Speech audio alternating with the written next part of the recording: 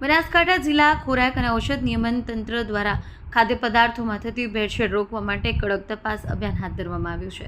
કામગીરી અંતર્ગત 13 ફેબ્રુઆરી 2024ના રોજ designated officer T H. Patel, food safety officer E S. Patel તથા એચ.જે. ડામોરની ટીમ દ્વારા ચંડીસર જીઆઈડીસીમાં આવેલા પ્લોટ નંબર 195 પર કાર્યરત શ્રી સવાઈ મિલ્ક પ્રોડક્ટ નામની પેઢીમાં ઓચિંતી તપાસ કરવામાં આવી. પેઢીના માલિક વિપુલકુમાર જયંતિલાલ પંચીવાલાની હાજરીમાં હાથ ધરાયેલી તપાસ દરમિયાન સ્થળ પર શંકાસ્પદ ઘીનું ઉત્પાદન અને વેચાણ થતું હોવાનું માલુમ પડ્યું હતું.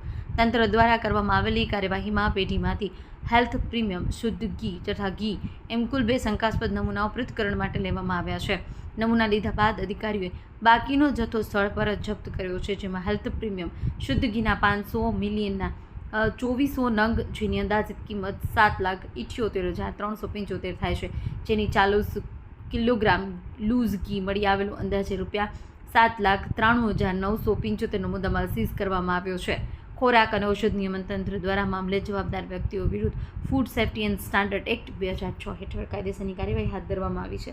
લેવાયેલા નમૂનામાં લેબોરેટરી રિપોર્ટ બાદ આગળની કડક કાયદાકીય પ્રક્રિયા કરવામાં આવશે તેમ ફૂડ એન્ડ ડ્રગ્સ વિભાગ દ્વારા જણાવવામાં આવ્યું છે.